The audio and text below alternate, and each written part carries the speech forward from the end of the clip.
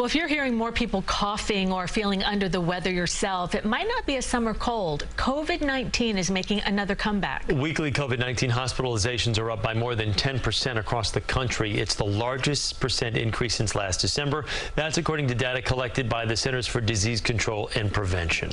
So how concerned should you be about this summer surge? Dr. Sharon Nachman joins us now with some answers. She is Chief of Pediatric Infectious Diseases at Stony Brook Children's Hospital. Good morning, Dr. Nachman. Good morning. Now, COVID-19 cases have been trending down since the winter. Why is this happening now, and what are you seeing at your hospital? So we, like other hospitals in New York, are seeing an upsurge in our COVID cases. Certainly, it's not a surprise. Every summer, we look at how many cases of viral illness are occurring. They're sort of a sentinel event for us. It tells us what we think the summer is like, but more importantly, what the winter is going to be like. So seeing this upsurge now tells us the winter may be a big problem, and we may see not only more COVID cases, but certainly flu and RSV occurring at the same time, and that does have us worried. So let's talk about the COVID now as it relates to the way what we all remember during the height of the pandemic. As serious, not as serious? I know vaccinations are another issue. People really haven't been keeping up on the vaccinations like maybe they should. Give me kind of the broad stroke on this.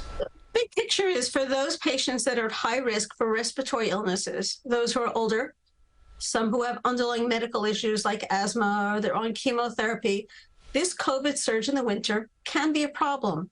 And for those patients, we're saying, please talk to your doctor, consider a booster vaccine, and certainly think about other vaccines and other ways to protect yourself. For those young, healthy adults, this may be just another respiratory virus. We are not seeing the lethality of the COVID variants that we saw in the original surge. That's good news for all of us.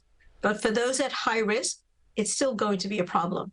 And doctor, let's talk symptoms. How do you know if it's a cold or COVID-19, or should you just take a test? The answer is, of course, you don't know. All respiratory illnesses kind of look the same. You feel terrible, your nose is running, you're coughing, maybe you have some fever.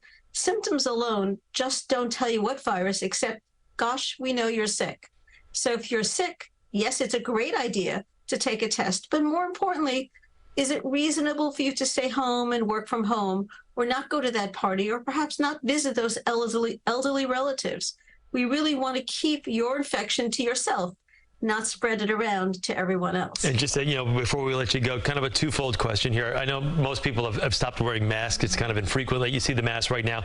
Is that something you do recommend? And as it relates to what I was mentioning before about vaccines, where do we stand in the whole vaccine process right now? Is it something that people before the school year, kids should start thinking about? I think we have to wait to see when the vaccine will be released.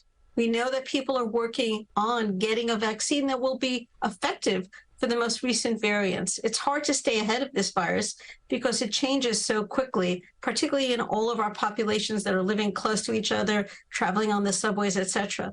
But certainly we will have a vaccine for the fall, and those patients who are at highest risk should definitely take it.